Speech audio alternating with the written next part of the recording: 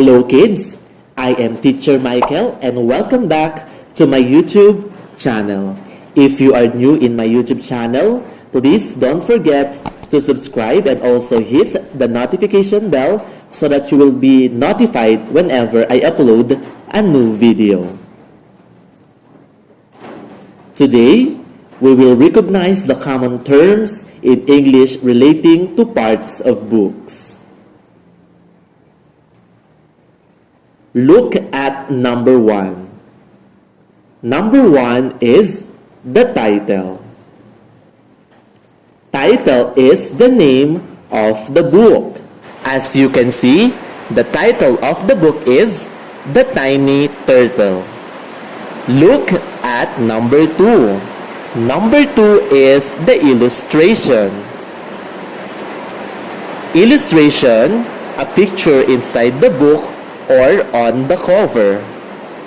Look at number 3. Number 3 is the author. The author or the person who wrote the book. Look at number 4.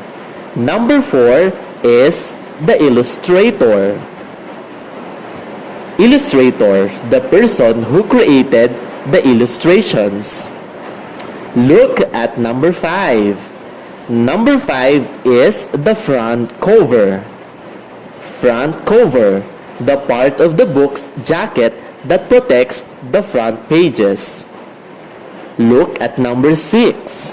Number 6 is the spine of the book. Spine, the part of the book's jacket that faces outwards when the book is on the shelves.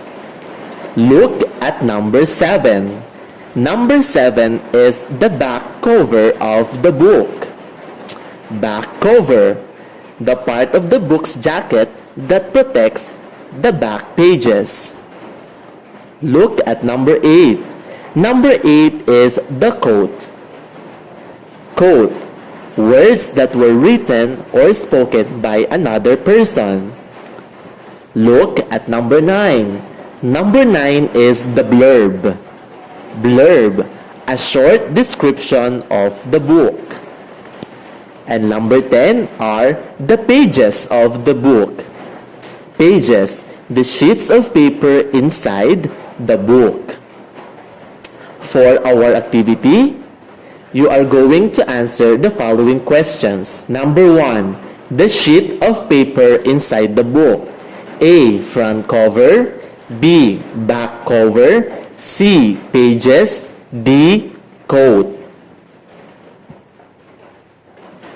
The correct answer is pages. The person who created the illustrations. A, author. B, illustrator. C, pages. D, title. Very good. The correct answer is illustrator. The person who wrote the book. A, illustrator. B, author. C, pages. D, blurb. Very good. The correct answer is author. Name of the book. A, front cover. B, back cover. C, pages. Or D, title. The correct answer is D, title. A picture inside the book or on the cover. A, front cover. B, illustrator. C, pages. Or D, illustration. Very good. The correct answer is illustration. Now, you are going to give me the different parts of the book. Look at number 1. Number 1 is very good, the title of the book. Look at number 3. It is the very good, the author. Look at number 5. It is the front cover.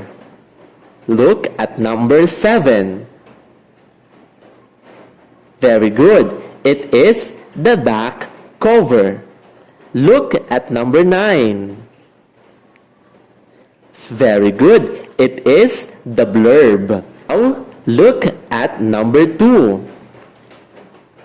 Very good. It is the illustration. Now, look at number 4. Very good. It is the illustrator. How about number 6? Very good. It's the spine. How about number 8? Brilliant. It's the coat. And number 10 is, very good, the pages of the book. Kids, what you can see now on our screen are the different parts of the book. We have the title, illustration, author, illustrator, front cover, spine, back cover, quote, blurb, and pages. I hope that you learned something for today. See you in our next video.